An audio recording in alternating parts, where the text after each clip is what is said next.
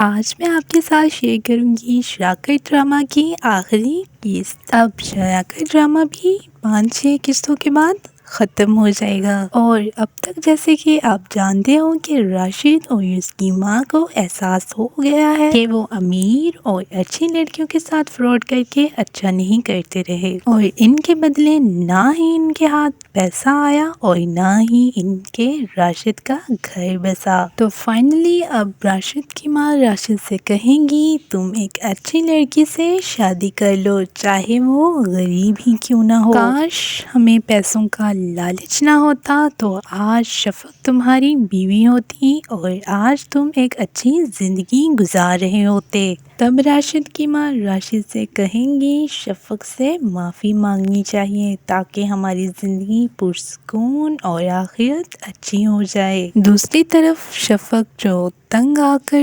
راشد سے ایک گھر سے دوسرے گھر اور دوسرے گھر سے تیسرے گھر شفٹ ہوتی ہے۔ جب وہ اکیلی اپنے 2 بچوں کے ساتھ رہتی ہے تو وہاں کے مرد جو ہیں وہ اس پہ گندی نظر رکھتے ہیں، اور یہ معاشرے کی سب سے بڑی حقیقت بھی ہے۔ شفق کو اندازہ ہو چکا ہے کہ اس معاشرے میں اکیلی لڑکی کا رہنا کتنا مشکل ہے، بٹ پھر بھی وہ یہ سوچتی ہے کہ اگر زہرون کو اپنی غلطی کا احساس بھی ہوتا تو آج میں اپنے گھر ہوتی۔ زہرون نے معافی تو دور کی بات اپنی غلطیوں کا احساس تک نہیں کیا کہ وہ کتنا غلط تھا، یا شفق پہ تھوڑا سا بھی ٹرسٹ نہیں کیا۔ یہاں پر ہو سکتا ہے کہ راشد کی ماں مر جائے اور راشد کو احساس ہو کہ انہوں نے غلط کیا شفق کے ساتھ، اور شفق سے جا کے معافی مانگے۔ یہ بھی ہو سکتا ہے کہ وہ شفق کے پاس نہیں زہرون کے پاس جائیں اور اپنی ساری غلطیوں کا اعتراف کریں، اپنی غلطیوں کی معافی کے ساتھ ساتھ ہی ماہم کی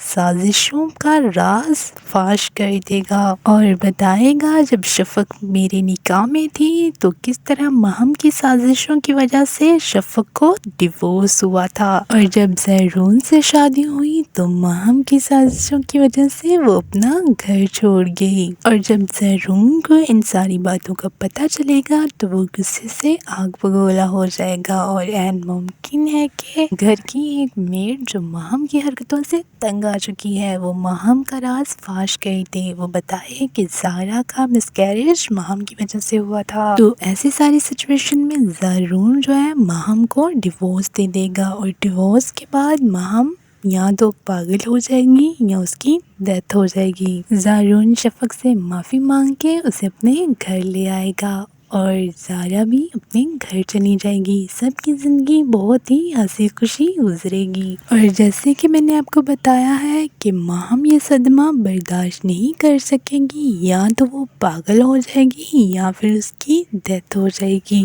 اور اگر اس کی ڈیتھ ہوئی تو ساری کہانی سولو ہو جائے گی، یعنی کہ ہر مشکل سولو ہو جائے گی، اور اگر وہ پاگل ہو گئی تو پاگل خانے میں ٹھیک ہونے چلی جائے گی، اور ممکن ہے کہ وہ واپس ٹھیک ہو کر نہیں آئے گی۔ اور شراکت ڈرامے کی اینڈ سٹوری اس سے ملتی جلتی یا بالکل پرفیکٹ یہی ہوگی۔